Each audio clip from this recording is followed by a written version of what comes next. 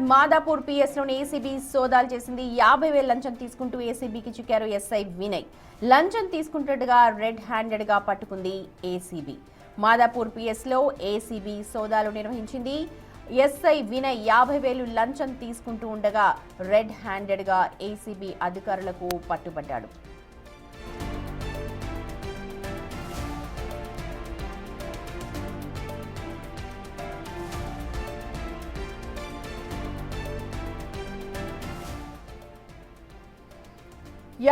లంచం తీసుకుంటూ Madhapur SI Vinay ఏసీబీకు red హ్యాండెడ్గా దొరికిపోయాడు. లంచం తీసుకుంటుండగా ఏసీబీ అధికారులు పట్టుకున్నారు. ప్రస్తుతం మాదాపూర్ పిఎస్లో విధులు నిర్వహిస్తున్నాడు ఎస్ఐ వినయ్.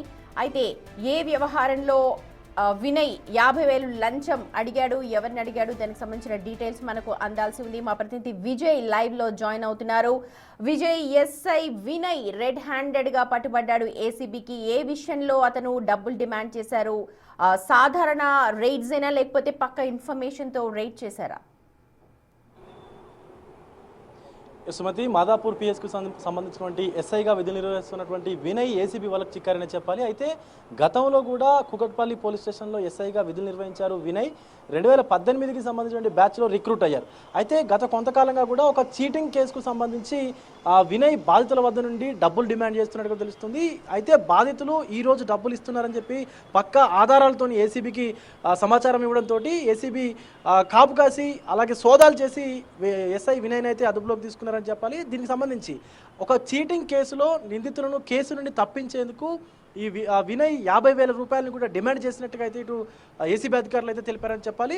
ముఖ్యంగా గత కొద్ది రోజులుగా కూడా హైదరాబాద్లో ఉన్నటువంటి ఏసీబీ పూర్తిగా ఎక్కడికక్కడ అన్ని శాఖల్లో ఉన్నటువంటి ఎవరైతే అవినీతి అధికారులు ఉన్నారో వాళ్ళందరినీ కూడా ఓ కంట కనిపెడుతూనే వాళ్ళపైన ఫోకస్ చేస్తూనే ఎక్కడికక్కడ అంటే సమాచారం అందగానే పక్కా సమాచారం అందగానే ఆధారాలతో సహా కూడా పట్టుకుంటా ఉన్నారు. సో ఈ రోజు కూడా అదే జరిగిందని చెప్పాలి. పక్కా ఆధారాలతో వినయ్ డబ్బులు తీసుకున్నటువంటి సమయంలోనే ఏసీబీ అధికారులు దాడులు చేసి వినయ్ అయితే అదుపులోకి తీసుకున్నారు. గతంలో కూడా వినయ్ ఏదైనా ఇలాంటి అక్రమ కార్యకలాపాలకు పాల్పడ్డారా, లేకపోతే వినయ్తో పాటు ఇంకెవరైనా ఉన్నారన్నటువంటి కోణంలో కూడా ఏసీబీ అధికారులు అయితే లోపల విచారణ జరుపుతున్నారు. ముఖ్యంగా ఈ రంగారెడ్డి జిల్లాకు సంబంధించినటువంటి జోన్కు సంబంధించినటువంటి డిఎస్పీ ఆనంద్ ఆధ్వర్యంలో కూడా ఈ ఏసీబీ సోదాలు కూడా జరుగుతూ ఉన్నాయి. సో మొత్తంగా ఎక్కడ చూసుకున్నా కూడా తెలంగాణ అంతటా కూడా ఏసీబీ అధికారులు అయితే తమ ఏదైతే అధికార దుర్వినియోగం అలాగే ఈ అక్రమ ఆర్జనకు పాల్పడుతున్నారో వాళ్ళందరిపైన కూడా పంజా జులిపిస్తున్నటువంటి పరిస్థితులు అయితే మనకి స్పష్టంగా. అయితే విజయ్, జనరల్ పబ్లిక్ మాట్లాడుకుంటున్న విషయాలు ఇలాగ లంచం డిమాండ్ చేయడం లేకపోతే ఏసీబీ అధికారులు పట్టుకోవడం రెడ్ హ్యాండ్ గా సాధారణంగా జరుగుతుంది. కానీ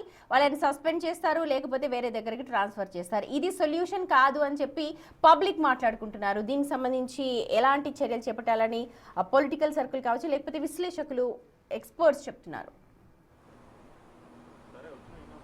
ఎస్, ఎగ్జాక్ట్లీ సుమతి. ఎందుకంటే కొద్ది రోజులు వాళ్ళని సస్పెండ్ చేసిన తర్వాత తిరిగి మళ్ళీ విధుల్లోకి తీసుకుంటారు, లేకపోతే ఒక డిమోటివేషన్ దాని ద్వారా కావచ్చు, లేకపోతే అదే పదవిలో కూడా అంటే అదే అధికారంలో కూడా వాళ్ళని కొనసాగిస్తూ వస్తూ ఉంటారు. కానీ ఏ ఒక్క వర్గమైనా అంటే ఏ ఒక్క గవర్నమెంట్కు సంబంధించినటువంటి శాఖ అయినా ప్రక్షాళన కావాలంటే ఖచ్చితంగా లంచం తీసుకునేటువంటి వాళ్ళను, అక్రమార్జనకు పాల్పడేటువంటి వాళ్ళను ఖచ్చితంగా కఠినంగా శిక్షిస్తేనే, లేదా వారిని ఉద్యోగాల నుంచి విధుల నుంచి పూర్తిగా తొలగిస్తేనే వీళ్ళందరూ మారుతారు. ఒక గవర్నమెంట్ ఉద్యోగం రావాలంటే బయట ఎంత కాంపిటీషన్ ఉందో తెలుస్తూ ఉంది. కానీ ఆ గవర్నమెంట్ ఉద్యోగం వచ్చిన తర్వాత అధికారి స్వభావం పూర్తిగా మారిపోతూ ఉంది. అండ్ సమాజం పట్ల, ప్రజల పట్ల, సామాన్యుల పట్ల వారు చూపించేటువంటి ఏదైతే పద్ధతి ఉందో అది పూర్తిగా వైఖరి మొత్తం మారిపోతూ ఉంది. ఖచ్చితంగా ఇలాంటి వాళ్ళను మాత్రం కఠినంగా శిక్షించాలి. వీలైతే వాళ్ళని విధుల నుంచి పూర్తిగా తొలగించాలంటూ కూడా ఇటు సోషల్ మీడియా వేదికగా కావచ్చు, లేకపోతే అనేక ప్రచార మాధ్యమాల్లో కావచ్చు ప్రజలు కూడా మాట్లాడుకుంటూ ఉన్నారు. ఈవెన్ గవర్నమెంట్ని కూడా క్వశ్చన్ చేస్తున్నటువంటి పరిస్థితి కనిపిస్తూ ఉంది. అధికారులు సోదాలు చేస్తూ ఉన్నారు, ఏసీబీ అధికారులు సోదాలు చేస్తూ ఉన్నారు, వాళ్ళని అరెస్ట్ చేస్తూ ఉన్నారు, జైలుకు పంపిస్తూ ఉన్నారు. అంతవరకు బాగానే ఉంది. కానీ వాళ్ళు జైలుకు వెళ్ళి వచ్చిన తర్వాత అయినా లేదా సస్పెండ్ అయిన తర్వాత అయినా తిరిగి మళ్ళీ అదే అధికారంలో కొనసాగుతూ ఉన్నారు, అదే జాబ్లో కొనసాగుతూ ఉన్నారు. సో ఇది లేకుండా వాళ్ళని శాఖ మార్పు చేయడమా, లేకపోతే వాళ్ళని పూర్తిగా విధుల నుంచి తొలగించడమా, అలాంటివి చేస్తే తప్ప వీళ్ళు ఖచ్చితంగా మారరు అనేటువంటి ఒక అవగాహన అయితే అంటే ఒక మాట అయితే బయట వినిపిస్తా ఉంది Sumathi. Right Vijay, thank you. కేవలం సస్పెండ్ చేయడం లేకపోతే పట్టుకోవడమే కాదు, పూర్తి ప్రక్షాళన జరగాలంటే శిక్షలు అలాగే వారిపైన కూడా కఠినంగా ఉండాలి అని అంటూ సామాన్య ప్రజలందరూ కూడా మాట్లాడుకుంటున్నారు.